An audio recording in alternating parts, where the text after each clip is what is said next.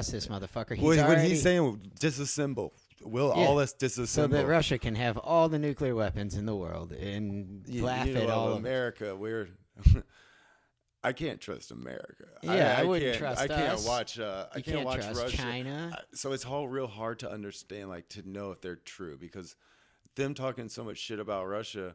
I've heard many people that come from there, like especially like Ukrainians and Russians that come over to the beach where I grew up and lived. That would always come there in the summertime on school shit, and they have a lot of pride for their countries, and it's no different than here. It's no different than here. Like they may have been better well-off kids too, richer kids, but they've explained it. I've had a lot of drunken nights with them, and it's they're not as bad as they made it seem. They're not these spies. They're not trying to overthrow our government. They just want What's your heritage? Like what nationality? Me, I guess the history of the Willafords. There was a second boat, I believe, behind Columbus or something like that. My pops told me, and we've been here and we've rebelled against the monarchy. They were here as a soldier, a knight that was supposed to be like watching the colonies that was, when they were still in power, the monarchy. So you're English. We're actually one of the French ones, I believe. French. Yeah.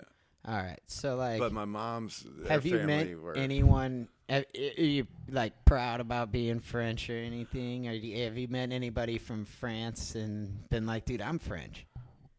Oh yeah, no, I'm not. I've never recognized or gotten into the whole French thing, just because I guess it's kind of stopped from that, because that's way back. We were here for the first colonies. Yeah, so we were part of. So like my grandpa was from Germany, and like my mom was a first generation American, and I really didn't get to know her because she died when I was 5.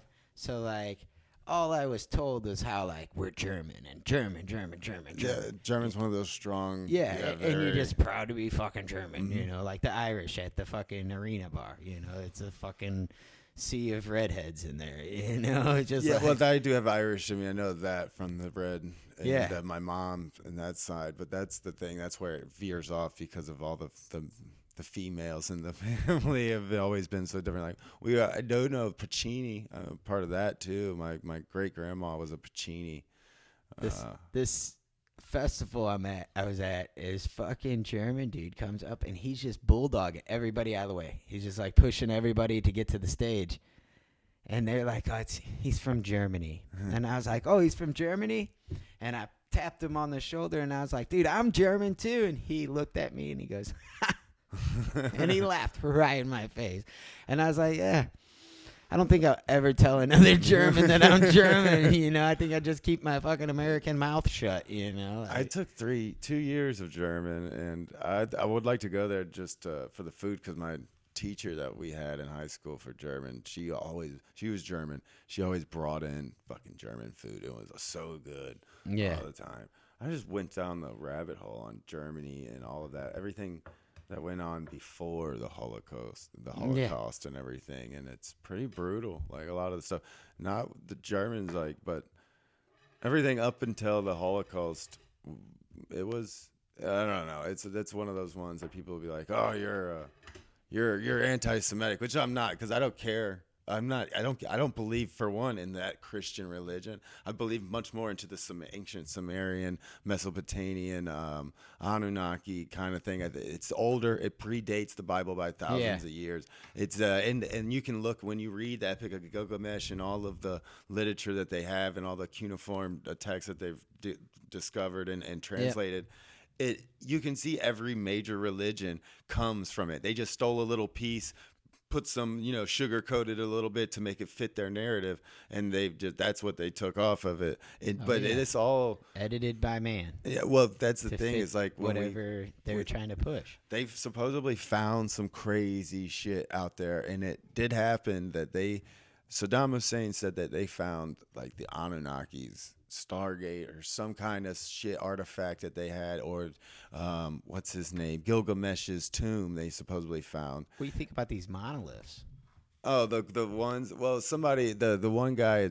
One was fake. Yeah, I don't know. I keep seeing it every day. It's some new place that they put them up. Isn't there a supposedly they just gold found one? one out in California on a mountain Oh, today. they've got them now in like I think Sweden and like A gold one? yeah. There's one place has a gold one now.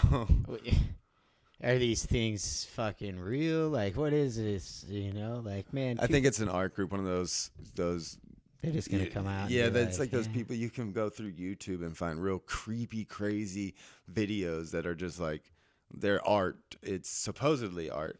Yeah, 'cause I the don't one was understand shitty art made. too much. The one is like, we got a deadline. I gotta get it out. Fuck. All Yeah, right, 'cause this then is what I got. the first one these guys took out, and they were like, "We're protecting the people that are gonna try to come visit it and maybe get hurt on the hike." So we went and stole it and tore it down. It's like, dude, Way let to the go. people have, chill the If fuck the out. aliens put it there, they probably Yeah. put it there for a reason. Can't you let us just fucking like do the what if for a little while? 2020's been shitty enough. Like, Yeah, let us. that's like with that show that I got coming up. It is like, dude, 2020 is so shitty. And then I had another guy that I was gonna put the show on with, and we were going with it. And he's like, dude, find a venue. So I went and found Red Flag because one of my buddies, Robert, he owns it. And this dude 2020's been bad for some of us, but 2020 has not been good for this man. Oh no, none He- of the venues. He like, fucking took his entire life savings and invested it into this fucking Red Flag. He already owned Fubar, and he was like, this isn't what I want to put out. Like these aren't this isn't the stage I want my shows at. I want to book good artists. I want to do good shit. Yeah. And he went and he invested all his money, his whole life savings, and everything. Sold all of his guitars. And for a musician to sell all of his guitars, dude, when I seen that hurt me. Like I was just like, man, fuck, dude. I want to do something to help this guy. And I mean, not that one show is gonna matter, but one show is filling up one spot on his calendar that he doesn't have to worry about who's selling alcohol that night and who's Yeah. And then I helped him move from Fubar over to Red Flag. And, he's offered, free shows and all this shit, whatever I want. And he's always been a really cool dude. And he's given me a steal on the fucking building. When I pulled up the other day to get the tickets, Lisa looked at me and was all like, I think you're in over your head. Yeah. Well, I know how that feeling is. That's when I was putting up Bobby's shows together, which is probably not even half as nice as that venue. It was just like, when it got closer and closer, it got shut down on me twice though. Which one was that? The Bobby's right there in Valley Park where they used Oh to yeah, have that bunny that bone. never even did it happen. No, I still got like 200-300 flyers and posters and all kinds of shit that I had gotten, and That sucks. yeah, I had everything set up, and like the week it was going down, everything got shut down. And then the next time when they opened back up and we had it all worked out, it got shut back down. They got put back to 25%. I've done. I don't know what you got going on Thursday, but I did the math on how much time I have on my show still, and I still have like 30 minutes, and I'm gonna get Ronaldo to do. Ronaldo's a good one. But you too, man. I was gonna maybe see what you got going on. I'm Thursday. always down to do. What day is it? It's Thursday, so it's next Thursday on the 17th. And, dude, it's a venue that is fucking... When you get there, dude, you're going to fucking... First off, I'm going to also have a photographer there that's going to take headshots. I'm sure that he's going to want to charge you the $10 or whatever the fuck it is. I got to do that Elijah show, unfortunately. Oh, Elijah's show? Yeah, Well, that's out in it's fine. Perryville. I That's haven't fine. done that one yet. And So. I've heard that he was going to move it back to Friday. Oh, well, if he does, he just And needs to let me know. because James Boucher is going to run the clock for me at the show. Nice. And he's all like, fucking run it back till Thursday. Or they're going to run it back to Friday so that, he's not. Well, he's going to be here, him and Bukovich, He's gonna be here on the 13th. So if he does, Yeah, Bukovich is going to be on the show. yeah, So- well, I'll hit you up if he moves it to Friday, then for sure. Yeah, I'll, dude, that would be definitely, I'm tight. down. And you know, it's the venue, dude, is so fucking awesome. I don't I know haven't if you're been to that one a yet. Story of the Year fan at all, but Is that Moon from the? yeah. Yeah. No. So Story of the Year, well, Moon was in the band. I think they replaced him. They got a new drummer, and Okay. it's not Moon anymore. And Moon's just in Goldfinger and his band. Nice. But he was in Story of the Year, and fucking Story of the Year had a concert from home on your couch, but they did it at the Red Flag, and the fucking stage. So the stage is about 5.5 to 6 feet up off the ground. It's a real stage. It's a Yeah. real legit venue. And the stage, the backdrop goes from the floor 20 feet in the fucking air. So we're going to put a nice background and behind the comics. And, dude, the balcony is all train cars that they've cut in half and that they've put chairs and tables. So, like, some of them have, like, a table and chair. Some of them have, like, seating. So we're, like, it's Okay, like yeah. stadium seating. And, dude, it's so beyond where we're at right now in comedy, honestly. Oh, that's cool. That's But pretty- it's so dope. And I want to put a show on there every 2 months, you know? It's just Okay. it's just hard right now because it's like this is all coming out of my pocket, you Oh, know? okay. So, like, if it fucks, that's $500 that I'm out, you Yeah. know? But if no risk, there's no reward. And I guess I was getting up there between like, because I bought a bunch of mics and all the stuff I was gonna need to run the show at the Bobby's place. Did the posters. Now I got a nice printer and everything to kind of do the advertising myself, which I was planning on doing. And yeah, I what I did though, I kind of pulled in like John Maddie, my buddy John, and Alex Blodgett. I kind of had them willing to help, and we're kind of yeah. just to take the load off because it started to get, I was like, and this is kind of a lot of shit to, and to put together. Yeah. And that's why I'm having Mike Tobin on actually next week to, see what the hell he was thinking to try to open a comedy club. Like, Yeah, he comedians are didn't know. horrible to deal with. He didn't know it is going to be this fucking terrible. Not in you know? 2020, just the fact that he's like, I'm going to open a comedy club and Dude, hang out with comedians. You know, I want to, honestly. Oh, I would like, love to, but we're psychos that are comedians. Yeah, and fucking, dude, have you watched that new Kevin Hart?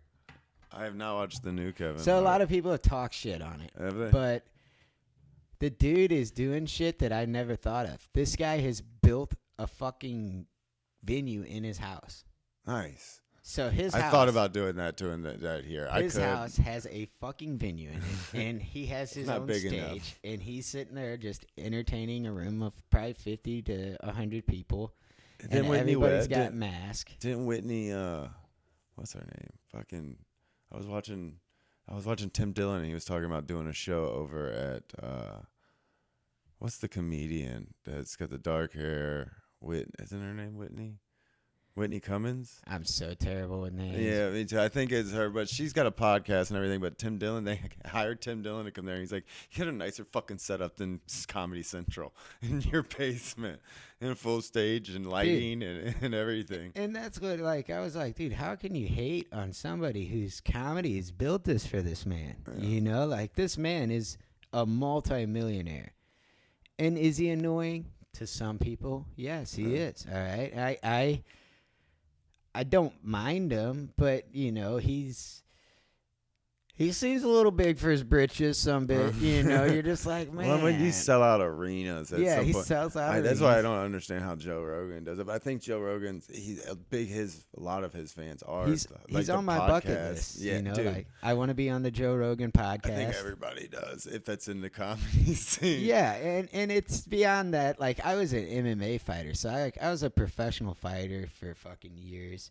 And, you know, like, he does martial arts. Yeah. And, like, me and that dude could sit and smoke. We could go and wrestle and just Yeah. show different shit. I've even talked to my wife. I was like, what if we moved to Texas? She's like, why do you want to move to Texas? I was like, because all the big comedians are moving there, and Joe Rogan's building a comedy Elon ranch. Musk just moved there. Yeah. Joe Rogan's building a comedy ranch. Yeah, he's building like a whole thing with like places for comedians to sleep, to come and do the shows, and like all kinds of shit that his plans See- sound like. He's gonna set up Just think of a comedian that big that just signed however hundreds of millions of dollars he got is about to build a comedian's dream venue. And what's funny is how like some of these these local guys, they talk shit on Rogan and they're like, he's not a comic. Well, maybe to you, all right? Dude, he's Maybe been doing that shit. He did the but grind. but these are the same guys that go and they get on this stage and they tell the same fucking joke every time I've seen them. And I'm not bagging on them, but I'm just saying maybe you're crafting an art that no one's into. I don't know. I don't mind hearing the same jokes like premise, but just change it up. If you didn't get laughs the first time, change it up differently. It's not gonna like that's what is that considered chaos? Isn't So that if like the I go definition? at an open mic and I nail something and it works good. So like I had a couple of months ago, I did a joke about beyond being a vegetarian and using beyond and impossible in the bedroom and just trying to see because everything's beyond and everything's impossible. And I was like, I thought, about to pull this beyond dick out, babe. What do you think about that? And she was like, oh, please tell me you're working on a new bit. And I was like, well, actually I am, And then the next morning, I was like, I'm about to pull this impossible dick out. And she's like, all right. I had a baby without an epidural. I don't think anything you got between your legs is impossible, bud. She hands you a marble, squeeze that out. I'm just like, oh, so that hit. And I put it away. And I don't tell it because I know what worked on it. And it was good. And it works, But then there's some of these guys, I don't feel like they get the concept of what these mics are for, you know what I mean? And that's what, you said change the premise. Change something in that joke that wasn't getting a laugh. If you think it's funny to keep repeating it, and there's something funny there, you just got to find it by changing the shit up. And I do it all the time. Like most of my stuff is I write out as story form because I was always into the storytelling comedian. Like one of my favorite comedians is like Jamie Foxx, and a lot of people don't even think of Jamie as the stand-up, but that's where his start was, and he's got some amazing stand-ups like specials. But I've always, and Sam Kinison and those guys are one of my favorites. And so I started writing comedy when I first got into comedy. Like thought I was gonna do comedy for like a year or two. I just wrote storytelling style. Yeah. And then I realized, like, fucking 6 months into doing comedy, I was like, I like doing one-liners. I really like. And then someone's like, you're a lot like Stephen Wright. Because one night I was all drunk and fucked up, and I was just like, and someone said something to Stephen Wright, and I was like, I haven't thought of him in forever. And I went and watched him, and I was like, that's the hugest, biggest compliment I think you could ever give to a comedian, to tell him as a one-liner that was just doing one-liners. Because that's all it was, is I just wrote down a bunch of punchlines, pretty much, of some stuff I had. And so now I still do that. I write everything down in story form or whatever it is, and then I shorten it as completely as I take it and get rid of everything that I can get rid of to make it as short and as a one-liner to find the funny and just try to deliver that. The best thing I've been called it wasn't, I guess it was kind of being called, but I fucking, right as the virus was getting ready to start fucking everything up, I went to Apotheosis, and I did a comic or show there, and it's a comic book store. And I smoked a blunt with everybody, all right? Before the show, I showed up, and as always, I always have fucking weed, and we smoked a blunt. And everybody smoked my blunt, and I was second to last comic. There was a guy from New York that was like the headliner. And while I was talking, the microphone touched my chin. Well, the guy from New York smoked my blunt, but because the microphone touched my chin, he wouldn't touch the microphone. What's his name? Will Abels or whatever, because I think I let him crash here on his way home. He was like headed back from the West Coast. I don't know, but if he did, he needed a play. He posted on Facebook, anybody got a spot that can crash, and we Airbnb the house all the time. I was like, I got a whole spare bedroom you can use, man. And he came here, and he didn't want to he didn't hang out or talk really. He just went into the room, crashed out, and left in the morning. Was he from New York? Yeah, I think he was out there, but he's from originally Maryland, and he was going back to Maryland. He smoked my blunt, but he wouldn't touch the microphone because it touched my chin, which is whatever. That's fine, but they acapella'd the rest of the mic. And Tom Brown was the host, and he fucking screamed the rest of the show with no microphone, and I was just like, dude, you guys smoked my weed. I mean, what? I didn't like fucking oral the mouth of the microphone, but whatever. That's and what I did for Bobby's. I just bought I got 3 mics. I was like, I'll just switch them out. I'll spray one down, put a new one on. Well, the fucking dude from New York told me, he's like, hey man, that stripper bit you got about being a stripper, you're one of a kind. He's like, I've been all over the United States. I've never seen a comic talking like you, man. He's like, so you've got a market all to yourself. So, like, when I go to a mic, if you hear me tell the stripper joke at an open mic, it's only because I'm trying to get different edges because of what I've been told that it needs to have a little bit more on it, which it's already fine, you know. But there's more, I guess, of an interest because I guess people definitely don't want to go into a male strip club. All right, that's the first thing. So they're just going to take your goddamn word for it. You go in there and you tell everybody's walking around wearing duck fucking floaties, you know, like that's just the standard inside there. They're just going to believe you. And for the rest of that guy's life, he's just going to think that everybody inside of a male strip club walks around with the duck floaty around his waist, you know, but the shit's weird in there. And the other thing is, like, we're comics, and, like, we're trying to, you know, get a mark in this game and shit, and we're not trying to piss anybody off or anything like that. No.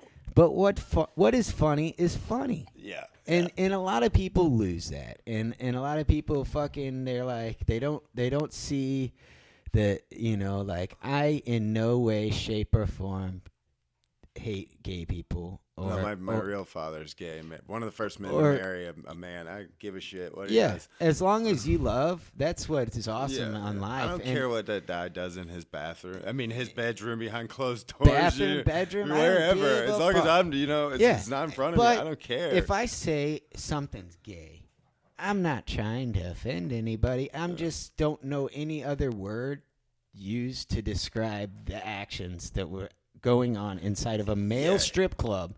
Whenever there's a kid that I grew up with, and like he grew up in the rival trailer park, and you know how it is. If you grew up, I see a Fox fucking plaque thing. Shangri-La. Shangri-La. Okay, so Jason, you know, we all called him Half So Head. you grow, you grow up in a trailer park in Jeff County, and you have your rival trailer park, and like my trailer park was a little bit better trailer park. Okay. And this kid grew up in the like Rockview Heights, so you know where Rockview Heights is. I believe so. Yeah, it's a Fox neighborhood, but this kid grew up there. And he's in this gay strip club. And I'm not gay strip club. A male strip club. Yeah. And he's got this old man jacking him off. And this dude's just jacking him off. And I'm like, oh, my God. So whatever, you know. Hey, I'm in this strip club getting naked. Bitch. So like, I don't care. I'm there to make some money. And I go in the back room, and he's like, Gary, how you been, man? And I was like, I've been better, you know. But, hey, I was told I was going to make $1,200 a night, and I'll do that any day. If you told me right now you make $1,200, I will go right back to the strip club and take my clothes off and shake it right in a dude's face. I don't give a fuck. That's good money. You know what I mean? Yeah. And so I fucking go, and I'm in the back, and he's like, Gary, man, how you been? Blah, blah, blah. He's all like, dude. $1,200. Like, that's a stimulus check, dog. He's like, I'm not gay, man. And I was like, you're not gay? And he's like, no, I got a fiance, I got kids, man. But I gotta make money. I'm gay-ish. And I was like, well, I mean, you were just getting a hand job from like a 50-year-old man. Yeah, I wasn't giving it. Yeah. Like, knuckle to the knuckles, I was not like, dead. I'm not judging, dude. So I walk away, and this big, the big black guy that worked there, fucking what was his goddamn name? Well, the dude had a dick the size of a fire hose. All right, so like his dick was like the size of your leg to your knee, and like the width and size of it, and like there's no way, shape, or form a normal woman is gonna let you stick that fun with it, anywhere near her. Without an epidural. I've seen babies come out smaller than this guy's wiener, you know, and I'm just like, oh, my God. So he comes up to me, and he shakes my hand, and he tells me he's the alpha male. Now, I don't know if that's just like a gay term or something like that, but I'm Jeff County born and raised, And he comes up and he shakes my hand and he's like, "My name's so and so. I'm alpha male around here." So And does I was that mean like, he's a top. I was like, I shook his hand and I was like, I've never had to tell anyone I was an alpha male. They just always knew I was. And he was like, and he walked away. And I was like, wow, that was weird, dude. So does that make me the So- beta, the delta, theta? Which one is So it? like he was only for special events and like whenever there was a girls' bachelorette party coming in, they called yeah, they called dude King out Ding-a-ling. and he come out with this big massive dressed as a firefighter. So it's weird that his dick was the size of a fire hose and he's dressed like a firefighter. But he's up there changing a light bulb and it was the beginning of the day.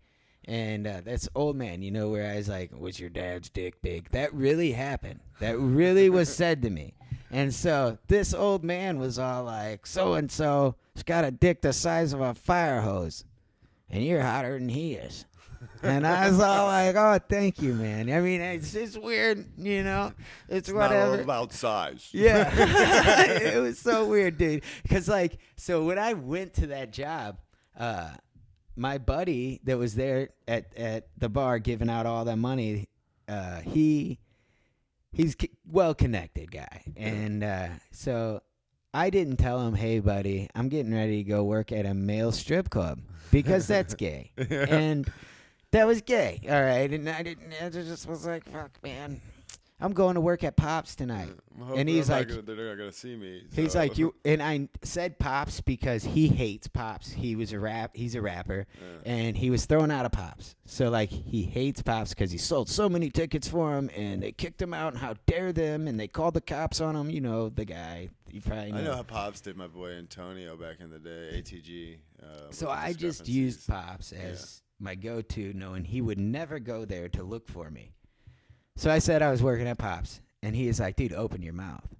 And we're fucking potheads, so I was like, all right, I open my mouth up, and he throws like 30 hits of acid in my mouth. Oh, that's fucked up. And he is like, dude, you just took like 30 hits of acid. And I was like, what? And he's like, yeah, dude, I just put like a half sheet in your mouth. And I was like, are you kidding me? And he's like, oh, no, dude, it's triple dipped. So, like, you can see, like, the sheet was a white sheet, unperforated, and then it just had splashes where some idiot with some liquid just decided he was going to triple dip the fucking sheet and just splash acid all over the sheet. So, like, At that point, you don't even know. I don't even know how much acid's in my system. And now I'm driving to the strip club, and there's a drug checkpoint. Or not a drug checkpoint, but a sobriety checkpoint. But it's only leaving Centerville. So it's not coming into Centerville. They want you to go in. It's just leaving. We can get you ass. And I fucking get in there, and I don't know how to dance. And the guy's all like, all right, so what's your name going to be? And I was like, my name? And he's like, yeah, you can't go by Gary. I mean, it's a pretty gay name, but you can't go by Gary. And you know, because then people will see you out at the store, and then they'll be like, "There, it's Gary," you know. And I'm like, "Oh, fuck, that's true." I was like, "I don't." So wait a minute. You're telling me Crystal overhead headlights Yeah. isn't really Crystal? No, dude. And that's those damn whores. They start lying to you right off the bat, and I wondered why there was always names So- after spices. they were like, "What's your name gonna be, man?" And I was like, "I don't know." And they're like, "It can't be like well hung." We can't already be- got that guy. Yeah. He's Chinese and fucking. He works on Thursdays, you know. But like a no, so tripod. they were just like, you know, your name's got to be like a one name. And I was like, I don't know. And the guy behind the manager was like, you're a Zach. And I was like, huh. Well, that's my nephew's name. And I love my nephew. And, like, my family and me are all so goddamn close. And, like, to my nephews and nieces, like, I am Uncle Gary. Like, I'm, like, the coolest uncle, you know. And fucking to my nephew, Zach, I am Uncle Gary. And I am, like, the coolest uncle. And these motherfuckers name me Zach, you know. So, like, I'm out here stripping for dudes most of the time. Like, any girl that I dance for, they were like, you're not gay. And I was like, yeah, rent's due for straight people. You know, This is fucking know what you're thinking. But so like they would ask you your name, and I'd be like, my name's Gary, Zach, and they were like, is it Gary or Zach? And I was like, well, it's Zach. And they're like, no, it's not. It's Gary. And I'm like, well, yeah, but we cannot tell you our name. Like, it's against the law. Like, it's actually like a law that they're not allowed to do some bullshit. And I'm like, oh, all right. Well, I'm fucking up big time. The second day, the first day I made like $900. Wasn't 12. But it was 9. 900 still three off. fairly well for one night of shaking your dick. And literally that's all I would do is just like knock my dick from one leg to the next. Like they call it clacking on Trailer Park Boys, you know? So I'm in there just clacking. You didn't even give him a fucking no one helicopter? paid for a helicopter. Yeah, you know, I guess you got to do a helicopter and shit. But the next day I work, and I'm about halfway through the night, and the guys, so like me and you would have to be like on a team.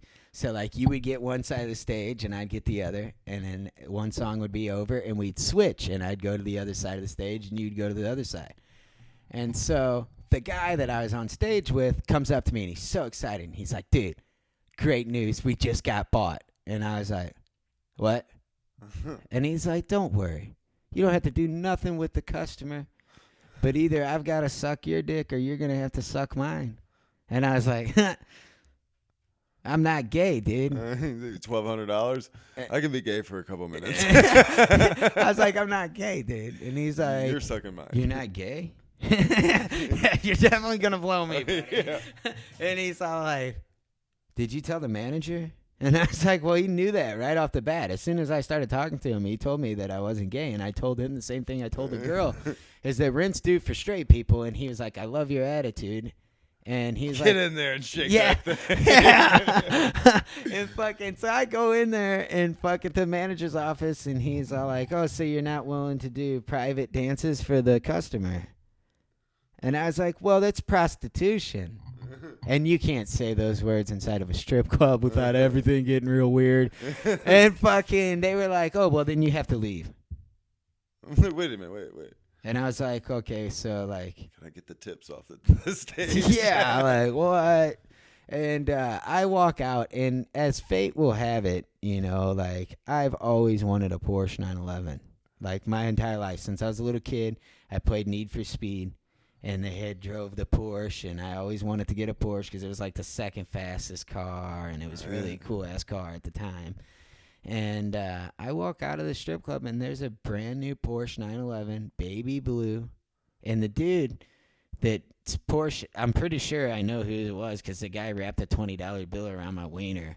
He called it a burrito. He's all like... The names. I remember my dad, he had a chick that would live with him and his husband at their house all the time because she got a divorce, her husband died or something. And he always would say, it's like she would always hang out with them. He called her the fag hag, his fag hag. And then one day I was like, where's what's her name? And I couldn't remember her name. I was like, your fag hag. And he's like, oh, we don't call him that no more. It's a fruit fly. And I was like, what the fuck are these names from, bro? But my pops, you can't really tell he's gay if you're just like hanging out with him. He's like drinking a cup of whiskey and playing blues and, you know, darts and shit. He's not, well, I guess all kinds of gay people enjoy those things, but I just mean you can't tell. He doesn't have the sass, you know, the attitude. Like the dude last night that started the mic off. Were you there for that? Yeah, I see it. And that's the owner's my dad's husband, me, though. And he was like, look, don't ever let Ron sign up. Yeah, I don't know what he was doing. I walked outside in the middle of his singing. I was like, ugh. Okay, so did you see him and his boyfriend like making out in the middle of? Oh yeah. That stuff doesn't. I guess the PDA with them. I know it does weird people out, but well, I grew up with a kind of a gay dad, so I've seen it in my household and there behind the closed doors. So it doesn't. At that bar. But it was purposely done. I don't like when people do stuff for attention. There's no reason to do that. That's a lot of guys that are real flamboyant.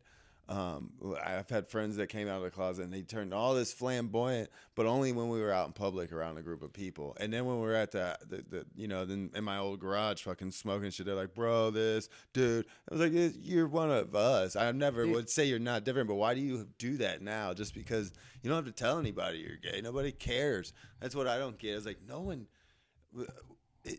should care. I guess people do care, but no one should care. It shouldn't be something that you're labeled as or something, The an dishwasher identifier. at my work called me flamboyant. She said that I dress real flamboyant.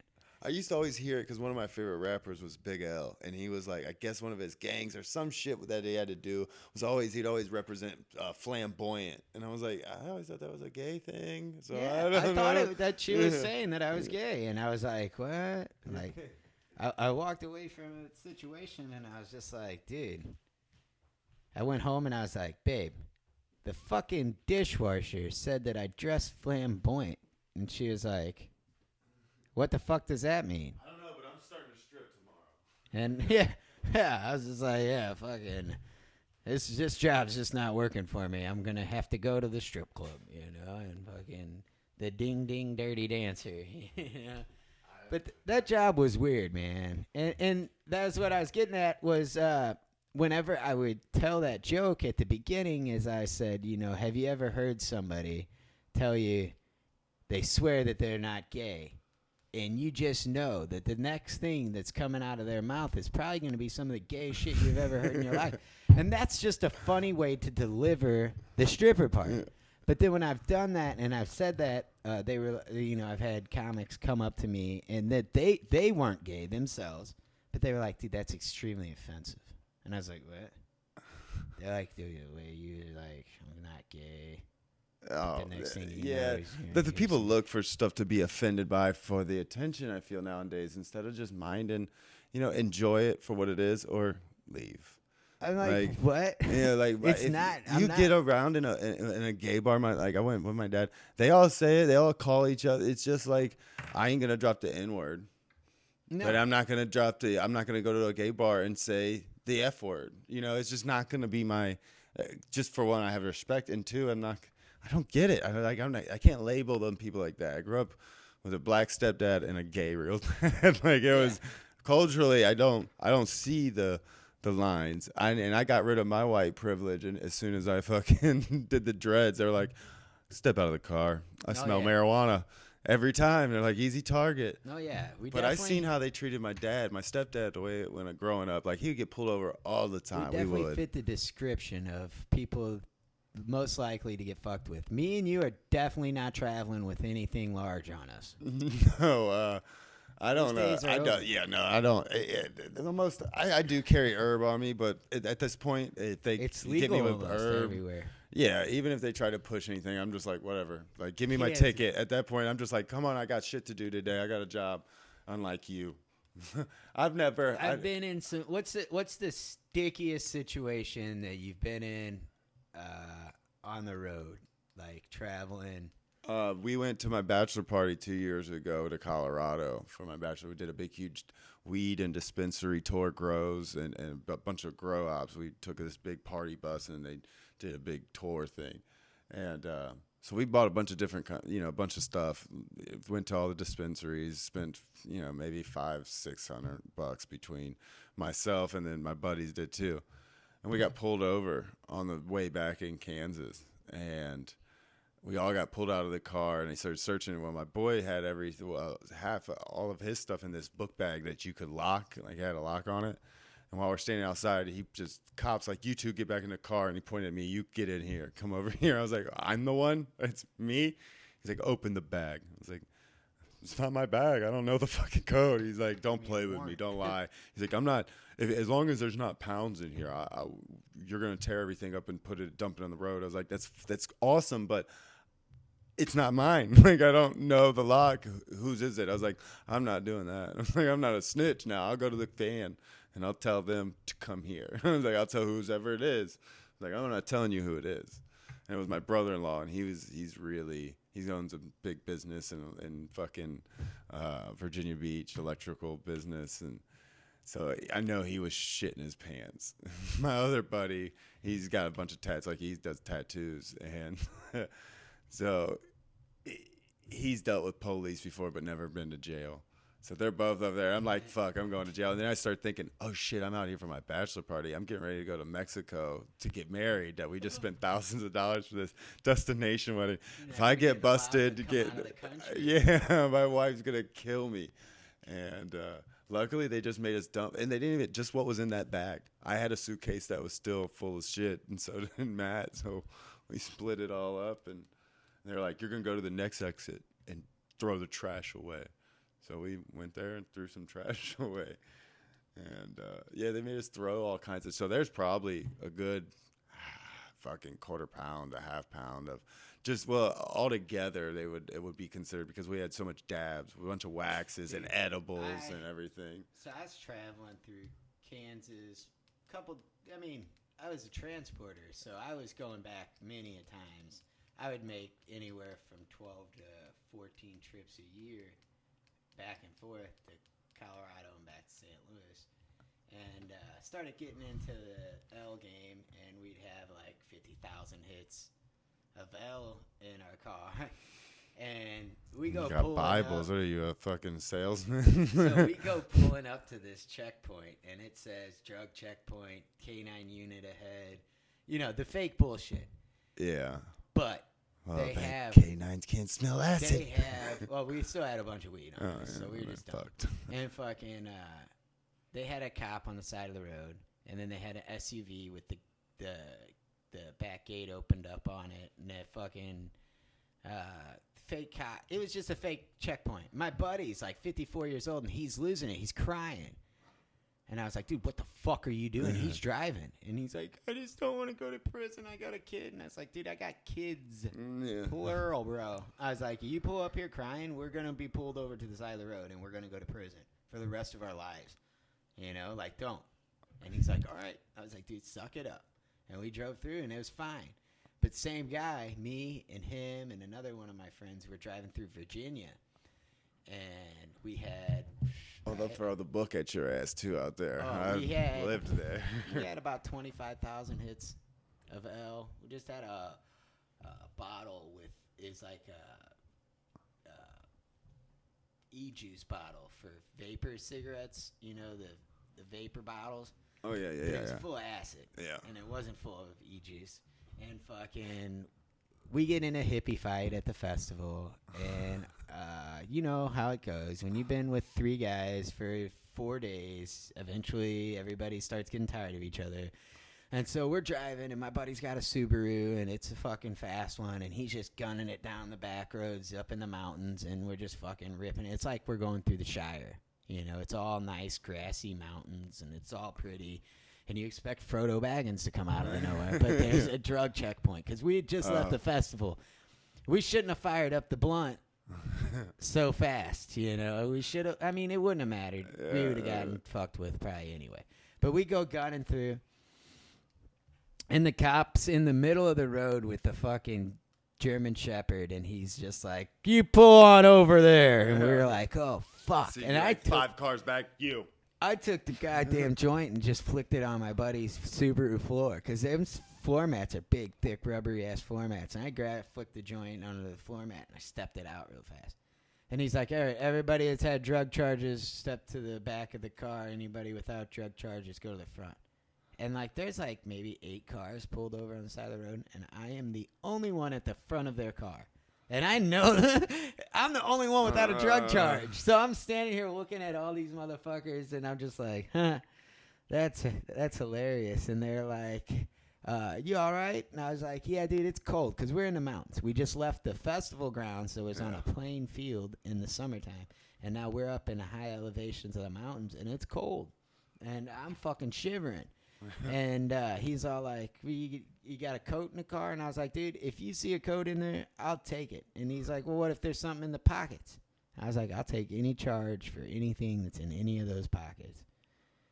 So he reaches in and pulls out a drug rug and comes and gives it to me. And it had nothing in it, thank God. But it was my buddy's jacket, and he's at the back of the car because he's had drug charges. And the cop pulls out the bottle of LSD. All right. So like, I don't know if you've ever been in a situation quite like this, but everybody in that whole fucking car that knew the situation was like, Shit. and Yeah. he takes it and he fucking shines it into the sunlight and looks through the acid and takes it and sticks it back in the bag and puts the bag in the car and shuts the gate. It's like, all right, you guys have a good day. And my buddy gets in the car and he's trying to high five us. So like he high fived his buddy Ed, and then he's trying to reach in the back and high five me. And I was like, put your fucking hand down right now, dude. I'm not shaking your fucking hand, dude. And he's like, oh, we did it. We did it. And I was like, no, we ain't out of this situation yet, dude. You keep driving. Like, what the fuck are you thinking, man? And he fucking puts it in drive and we start getting out of there. Yeah, I've had the worst one I've had is a cop pulled me over and wanted to search me, and my buddy had a bunch of dime bags like in his pocket, like an ounce, all grammed out because he was selling those. Yeah, and we had just smoked a blunt, and I put it in my ashtray in my car, and I was smoking a cigarette when I got pulled over. So I went to go just put my cigarette out. Cop tells us to get out of the car, and he searches the car. Tells me to go ahead. He was a cool cop. He was like, I was just ran the plates and just making sure there's nothing serious in the car. I get back in the car and all I can smell is weed burning. I'm like, what the hell is that? You know, how does that? I look down and I put my cigarette that was lit on top of that roach, blunt roach we had. The whole time he's searching the car, it's fucking just smoking, and Burning it. Yeah, he didn't fuck with us. That and we tripped shrooms at a party that got raided once, and we stayed in the back room, and they never fucking came in the room. Dude. They never did. I guess they found who they were looking for. On St. Patty's Day, a few years back, I went and seen Melvin Seals and the Jerry Garcia band at the Rock House. And I had a bottle of liquid on me, but it wasn't like 20,000 hits. It was only like maybe 40, 50 hits. And I had a bottle of liquid. And I dosed, and I went to the show, and I had a good time, and I left, and I'm on my way home, and I'm driving, and any good hippie can drive on some acid. And I was driving, I got pulled over, and I called my wife of the time, and I was like, hey, I pulled over, Highway Patrol's got me on the side of 55 right here at Loughborough, and I was like, she knew I had L, and she was like, you got your shit? And I was like, well, yeah. And so the cop comes up to the car, and he's all like, oh, I'm smelling marijuana. And I had just smoked. I'd finished my fucking blunt at the Rock House before I left the Rock House. So I hadn't even smoking. I wasn't smoking and driving or anything. And fucking, I was like, all right, well, I haven't smoked in this car or anything like that in a long time. And I was like, I have a gun in my glove box. I was like, but I have my CCW. Everything's legal. It's in my name. And he's like, all right, I knew that when I pulled you over that you have your CCW because it's attached to your plates, you know. So he fucking goes and he tears my car apart and just destroys it. He takes my gun, drops a clip out, takes every bullet out of my gun, fucking puts the bullets in one spot in my back seat, puts the clip in the other spot, puts the gun up in the front spot. And I'm just like, what a fucking ass, you know? Yeah. Like, but he couldn't, so he took it was in a breath mint bottle. So you've seen the sweet breath bottles, you know, like that's what the L was in. And when I got out of the car, I remembered that I had the acid on me. And I was like, oh, fuck, I got a bottle of acid in my pocket. And he was having me go to the back so he could search me. And I thought, I'm just going to flick it out onto the fucking highway and just let a car running over him. And I was like, bro, that's like $200. You going to flick $200 out of your pocket and just let it blow down the highway?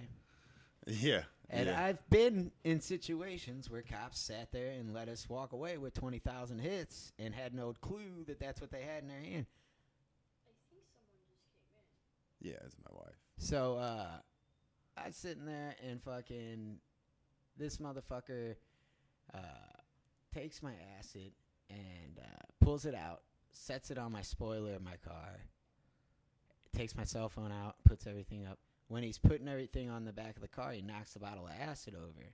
And he grabs it up and he puts it on my cell phone and it falls over again. And he picks it up again and he just sticks it in my pocket. And I was like, you dumb bastard. So he loads me in the front seat of his car, and I have my phone because he put my phone back in my pocket, and I'm in handcuffs. But I video Skype my fucking wife, and I was like, hey, babe. I was like, I'm in a cop car now. And she's like, oh, my God, did he find it? And I was like, no, I got it in my pocket. He put it back in my pocket. And she was like, are you serious? And I was like, yeah. Well, the next thing I know, he gets in the car, and he's next to me, and I'm videotaping him. And I'm in handcuffs. And I was like, so how long is this going to take? Like, because I've got to pick her up from work, man. And he's like, are you videotaping me? And I was like, well, yeah. I was like, I don't even know why I'm pulled over, man. I was like, I literally watched another cop pull someone else over and have let him go in the process of me sitting here, you know? So I'm like, I don't know what the fuck you got me still sitting here for, you know? And he wrote me 12 foot of tickets. A whole bunch of shit. So like he called it paraphernalia, my insulin needles, and I have juvenile diabetes, and I have to take insulin, so I have to use a needle to take it because you can't drink it. So he wrote me with the drug paraphernalia, all kinds of stupid tickets that I didn't know, you know. So whenever he comes out to the car, he goes to let me out. He goes and takes all the tickets that he's made, and like. He's printing them next to me, so I can see that he's just giving me a laundry list of tickets, and I have insurance. The car's in my name. I didn't have a warrant for my arrest. I was in the best situation I'd ever been pulled over in my life, you know, and I'm just like, wow, that's a lot of tickets this asshole's writing me. And he goes and he walks over because I had rolled my passenger window down to talk to him, and he throws the tickets in my passenger window, and he comes back to the car. And I'm in the front seat, you know, so he opens up the front door, and he's like, stand up. I was like, oh, all right. And I was like, it's over already? And, you know, I'm just being a jackass, so he unhandcuffs me. And I was all like, you know, he's all like, get to your car now. And he, like, yelled at me, and I was like, what? And I turned around, and he's pointing a gun at me. And I was like, whoa, why are you pointing a gun at me? And he was like, you have a firearm in your vehicle, and I'm doing this for my protection. And I was like, yeah, but the bullet's over there. yeah, and I had no idea at that point. And I was like, what do you think, I'm Thor? You think I lift my hand up and my gun comes summoning to me? You know, I've got to walk to my car and get in my car. And I do, and I get in my car, and it's tore up. And I'm like, what? Like, I mean... I'm not the cleanest guy, but this guy just destroyed the car, and I put it in first, and I jam it out of there, and I definitely left the scene way more angrier than arriving.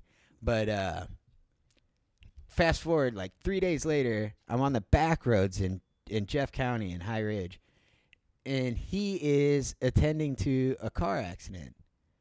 And I realized that he had wrote me a ticket for being diabetic for having insulin needles. And he's in the middle of the road directing traffic. And I can't keep my mouth shut. I just don't know how. I know all about that. And I pull up, and I was all like, P. Peters, because I remember his name. His name's P. Peters. I don't know what the P stands. I'm going to assume Pete. Or Paul. Paul? Paul's a good name, too. You know, I was just like, something P. Peters. And he's 130, car 130 of the Missouri State Highway Patrol. And he was out there, and he's directing traffic. And I was like, diabetes ain't a crime, motherfucker. And I flicked him off, and he looked at me.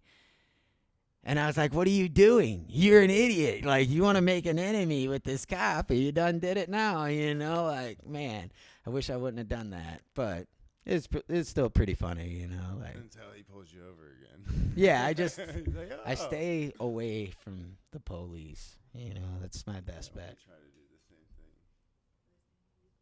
Oh, right now. I said, are they staying to eat? Are you guys hungry? I don't care. We're vegetarians. Oh, No. yeah. Yeah. Yeah, so, yeah. We're She doesn't eat bacon, so like. Not the same. it's not the same. If you don't eat bacon, like that's like half of the options there. Yeah. Pork It takes- alone, she doesn't eat any pork. Yeah, at my work, I work in an Italian restaurant, and like everything looks so good. Everything I make, I'm like, fuck, dude. I Which made Italian restaurant? Salos. I never It's been in that San one. Charles. Dude, they had the best pizza. If you like St. Louis style I pizza, go to I work out in St. Charles all the time. I build a lot of houses and additions out there and decks and shit. So it's that's right where out our there by shop San is. Charles Motorsports. Oh, Big St. Charles, I Zumbo. know that. Yeah, I've gotten a couple bikes from them. So like that place, the restaurant itself, the owner, Billy, she is like 70 years old, and it's her outreach, man. Like she is helping all fucking fuck ups, dude. Yeah, And like I'm right in there with them. Not that I'm a fuck up, but I worked in it restaurants doesn't for matter. a long You know time. what I mean? And like she's just like a sweetheart. She her daughter is a drug addict and she's not doing to the hottest and she hasn't got her life together. But she takes care of her grandkid and her grandkid just turned 3 and he's got autism and it's not That's the a lot easiest. rougher. Yeah. But this little boy, he'll come in the kitchen and he'll be helping you try to do shit, and it's just cute. And to see someone that actually has a heart nowadays, when we're in a world full of people that are just all in it for themselves, like this lady, like I wore some crazy leopard pants to work a couple days ago, and she's like, "What's with those pants?" And I was like, "That's laundry day." And at the end of my shift, she come at me and she's like, "You do laundry at a laundromat, right?" And I was like, "Yeah." And she's like, "Here's $60. Laundry's on me this week." Oh wow, yeah, she's That's fucking. yeah. That's cool That's as how shit. my wife's boss is. Like she'd be like, "No, it was a really bad day, busy, and everything," and she'll throw her like a card and $100 in it. It's like, damn. Yeah, and like those kind of people, like, and it sucks when you see people that take advantage of that kind of shit. Like, there's this girl that's a tweaker that works there, and she'll be working and just mauling, and you're like, oh. And I heard that like those kind of people feel like they're invisible. When they do those kind of drugs, they think that you just can't see them over there chewing on bricks, and you're just like, I've tried a little bit of everything. I've always been one, don't knock it till you try it. Never heroin, because I've never been into. I'm scared of needles for one. yeah, And that one, somebody told me they're like, if you're such a big pothead, heroin's just like that, like dimes 1,000. And I was like, I don't want nothing to do with that. As bad as I smoke weed, like yeah, I'm good. But everything else, I've done this weed, and I've never done that, like gotten twacked out like somebody has. But like I can see, I've gotten out of like have too many things going at once. I've done that because the guys at work will get the prescription filled or something. Back when I worked at a certain company, and they would just start handing them out, and it's Yeah. like I'd be. Yeah, I would. Yeah, like I said, it's kind of hard to say no. And yeah. Adderall is just like, I mean, that it's makes my there. fucking all cylinders fire. Like I can read. Then that's my biggest thing is I can't read a page and comprehend it. Like I have to read it like 4 or 5 times just to comprehend it. That's why the audiobooks do so well for me. Yeah. So And that's like with the comedy shit. A lot of comics were saying whenever, because I've only been doing this shit for a year, and COVID has taken half of that year away. So I've only dude, I was honestly been doing it for probably about 8 months, fully like trying to get it grinding out. 8 months of comedy, and fucking that's not that I long. thought you were doing it longer because my year is the first week of January. I hit that. My year is in June, so June of 2020 was a year. Okay, yeah. So and I I'm saying remember with seeing COVID, that. fucked up half of that year. So I felt like I was doing so good that I was booked in February on my first show. I got paid to do comedy, Oh yeah. and I got $40 for it. It wasn't much, Hey, it's. and I got my paid first paid gig I paid first 120. framed. I paid 120 for a photographer to come and shoot that show, That's what's up. and I use it when I try. I mean, before festivals all closed down, I was sending it to comedy shows and festivals because they don't want cell phone cameras. There's all rules, Yeah. and like the improv shop laid them out for us, and like that was like comedy school that we don't have now, and like to where my show is like the shit show. But it's great for working crowd. Oh yeah. Well, And that's it's- what a lot of comedians do. Like Joey Diaz, I was watching his podcast or somebody's podcast. They were talking about him going and hitting up all these like he's hitting like 3 or 4 mics, but like random like arena bar mics. Could you imagine Joey Diaz showing up to your Yeah, shit? and we've had guys that are touring just show up there. Yeah, wasn't and it Patton Oswalt did not too long ago There's- at the Crack Fox, or not the Crack Fox? One of them he showed up. Did at. he? Yeah. So we had a guy that opened up for Bert Kretschner. Bert is- Kreischer. Yeah, the shirtless dude. Okay, so we had a guy that opens up for him in Vegas, and he just showed up to the mic at Arena Bar, and he was awesome. And we had this guy that was heckling him, and he was like, "Hey, how about you shut the fuck up?" And the guy was like, "How about you something, something?" And he's like, "You know what? I will, because you're a pretty scary looking guy. You probably got a couple bodies under your house." And then the guy got mad. So this guy's a heckler inside. He's never been back, but he's a regular at Arena, always there usually. And his name's Tank, and he owns the Stone Turtle, which is like a high-end, fancy restaurant over there in Dogtown that's like truffles on your mac and cheese and, over-the-top extra bullshit that, I like food, but Yeah, that's South just Park too knows, much, yeah. But he owns it, and he owns. So his family owned a farm in Illinois, and they still do, but they don't run it. So other people run the farm, and he gets a farm check, and then with his farm check, he takes that and he pays for the Stone Turtle. So he takes one check, and he pays for another business, and then he uses that business to pay for his lifestyle. But he's an asshole. And he goes around and he treats people like shit because he's a big bald-headed guy and he looks burly and he looks whatever. So he heckles this Bert Kretschner guy, and the guy tells him he looks scary. He looks like he's got bodies under his house, which he does.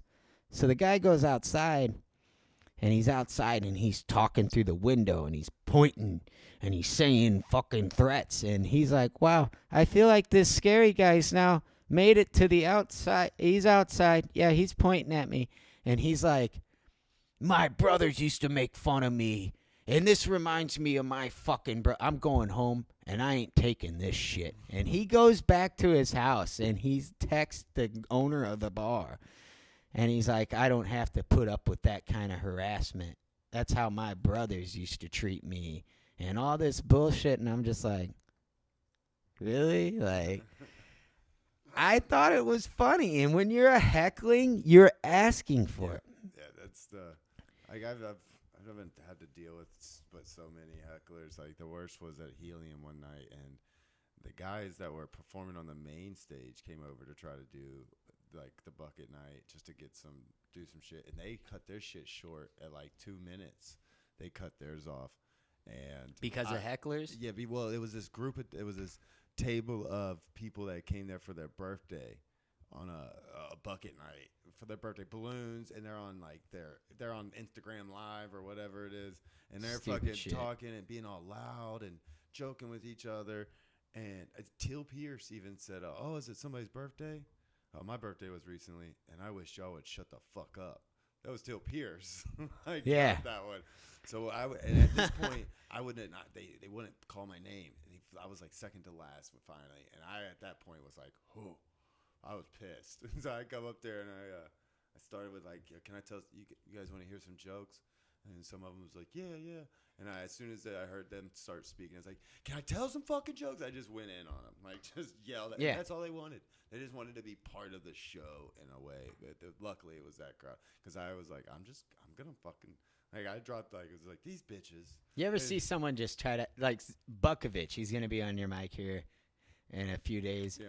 He, at Arena Bar once, there were some ladies that were in there, and they, like Arena Bar is a bar, and sometimes people don't realize that there's a comedy show. Some people come there for the comedy show, but then some of these people are just regular bar patrons that just are coming out for a couple drinks with their friends, and that's what this was.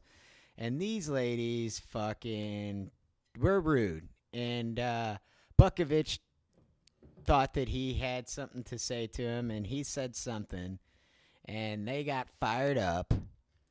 And in St. Louis, when someone tells you they're from the Hill, they're referring to the fact that they're Italian, put people in tablecloths. they're basically trying to say that I'm mafia. Like it's a soft way of trying to say I'm from the hill. Yeah. Bukovich has no clue because he's from Illinois and they ain't seen a hill in their And entire he's like, what the fucking fuck life. is that? And he goes, I'm glad you live on a hill, ma'am. That's good that you know where you live. And she was so mad. And I was just like, oh, that's fucking hilarious, man. And he got off the mic and I was like, dude, do you know where the hill is? And he's like, I don't know. It's apparently someplace around here. And I was like, well, it's basically saying I'm Italian. And you're telling a fucking Italian mama to shut the fuck up, and she's not digging it too much, It was funny. We had a place out there in Virginia Beach where we used to deliver seafood and meat to really high-end restaurants. And there was this one that we had, it was like hot tuna or something like that. But this was the kind of guy that had like the big ring and like wanted you to kiss it and shit. Not me, but like... He's the one that taught me about my great-grandma Pacini. We used to call her Pacini. And he's like, no, it's Pacini. And so he asked me if I had any. I was like, I think my Pacini is a straight Italian. And he's like, oh, no, it's like Sicilian or some shit like that. And they know you've all got that family. And I was like, that's cool, man. Will you sign this invoice so I can fucking go? But it was weird. It was like dark lit, like you would think Soprano style, and you go into his office. It's a big desk and shit. It's like, you got a fucking tuna restaurant, bro. Like, I'm sure he was doing a lot more because it was a nice if you ever want to make an Italian mad is when you see their flag, just be like, someone forgot to put the middle in this Mexican flag. And they always get so mad, man. And like, it's pretty funny because like there's this Tony Bondo's Pizza on Hampton. Me and my girlfriend went in there few months back, in the middle, like right after restaurants opened right back up. So restaurants opened back up. Everybody was allowed to go back out and eat. And so we went in there, and I ordered a fucking salad, and I ordered it without onions. And it come out with onions on it. And I flagged the waitress down, and I was like, hey, ma'am, I ordered this without onions. And she's like, yo, you did? And I was like, yeah. So she goes in the back and runs water over it. Over the cheese, over the salad, man. And it still has onions on it. And it's the same salad. It just now has water on it. And I'm like, whoa. And she looks strung out. So she looks like she's pretty fucked up. And she comes back and she sets this wilted-ass, now watered-down salad in front of me. And I was like, I don't even want the pizza now. If this is how the salad's going to be, I don't even want to eat here. And the bartender walked by, and I was like, ma'am. I was like, hey, I ordered a salad without onions, and it came out with onions. And she's like, oh, I can replace it. I was like, well, I've already had it replaced. And she looked at it, and she was like, there's still onions on here. And I was like, yeah. I was like, I don't even want the salad. And she's like, do you now want to eat here? And I was like, I'm having second thoughts. She's like, just go. And I was like, all right, well, the bartender's telling me to just leave. So me and my girlfriend leave.